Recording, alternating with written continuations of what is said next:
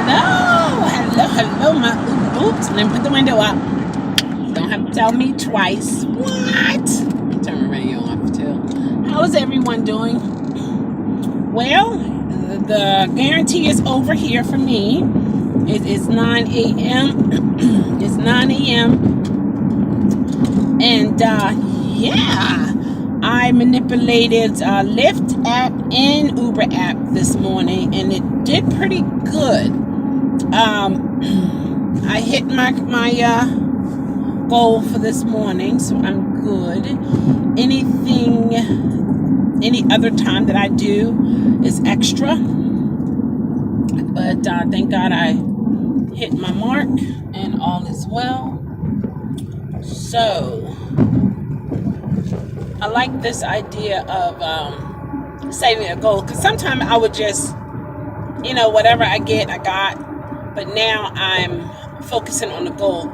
And there was another Uber driver who had said they will set a certain amount of rides, like 10, 15, 20 rides, and then that's it for the day. Once they hit that, that's it. They're not looking at the amount, but they're looking at the number of rides, because in their history, it has equaled a certain amount of money. So that's an idea for some people. And also, this is what I practice. Let's say if I drop someone off, I don't leave that area right away, depending on the area I'm in. But I will find a place, sit, park, turn my engine off, save my gas, wait for a ping, give it a couple minutes. Usually, I can do readjustments in the car, refresh it or whatever, give it some time, things of that nature. So I would do that, and I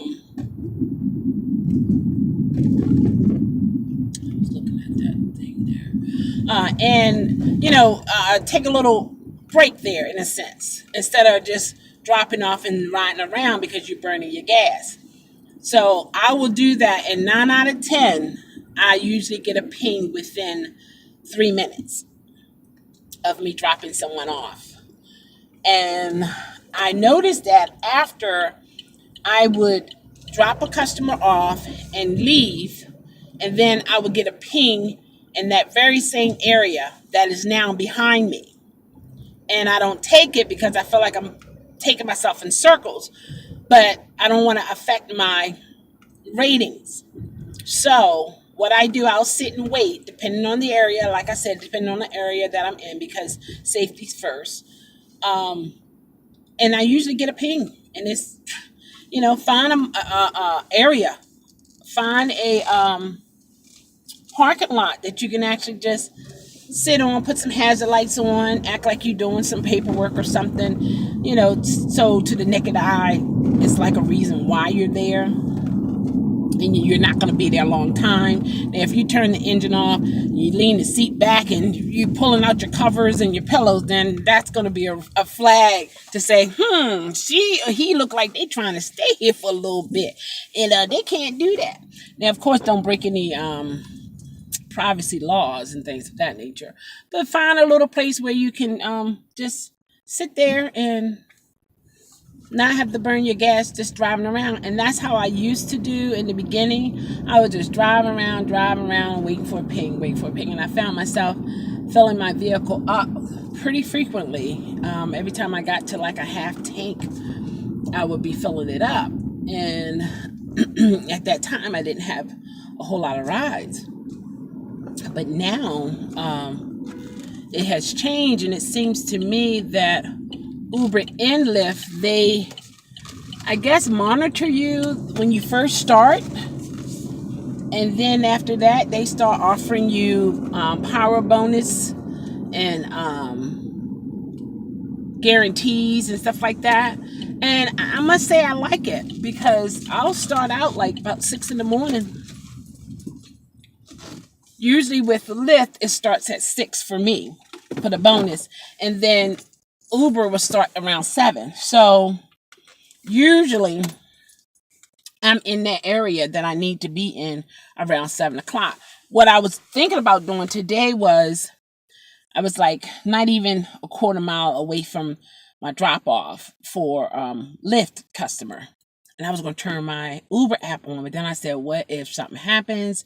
Then I get a ping and I can't answer it, So I left it alone. Sometimes we can't be too anxious for the next ping because we know that means cha-ching.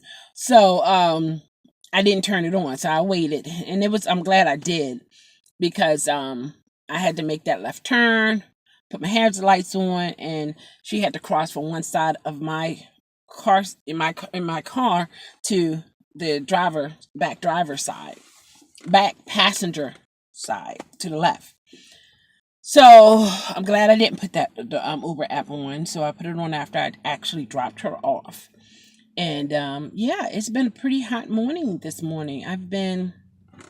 If those who are familiar with Baltimore, I started out at, oh my goodness, I don't remember what side I started. Hilton Avenue. No, Hilton Parkway, I think it is. Hilton Street, going the opposite way. Then I found myself downtown, Green Street. Then I found myself on Wolf Street. Then I found myself back down in Fleet Street, downtown. Oh, I'm sorry. Downtown. I'm trying to get this glare out the way, guys. Oh, I don't know if I can do it. I don't think it's possible. I apologize. Let me see, maybe I can do this. But yeah, so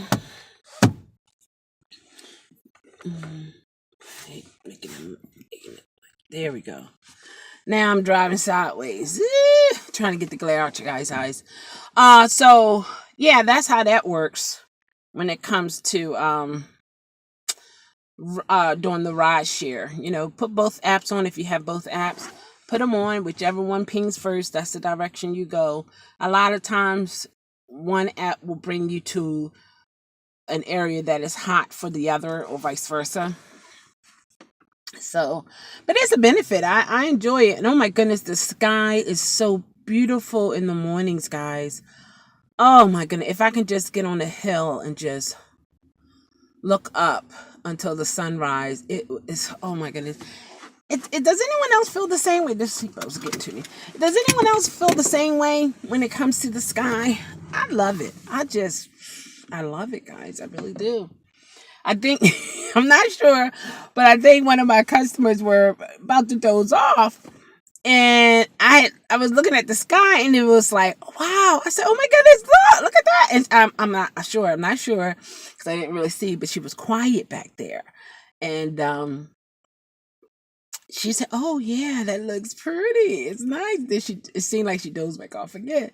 So I thought it was really nice that she felt comfortable enough to get that extra little nap in before getting to work. And that was really nice. And then just thinking about customers falling asleep during a ride. I had one, she was a mother. She is a mother. Her child had some disabilities, had hip replacements, both hips.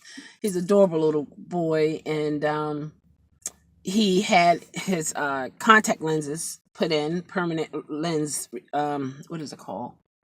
I forgot the name of the surgery where they have permanent lens in his eyes now, where he used to wear eyeglasses, but he would crack them because he loved hearing the crackling sound.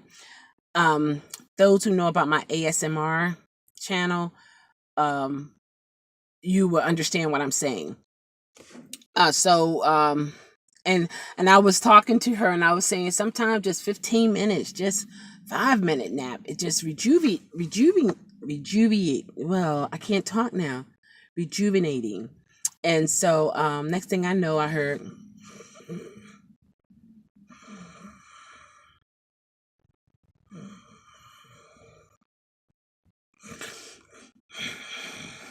I kid you. I kid you not. I just smiled. I was like, oh, okay. Can you believe it? So you never know.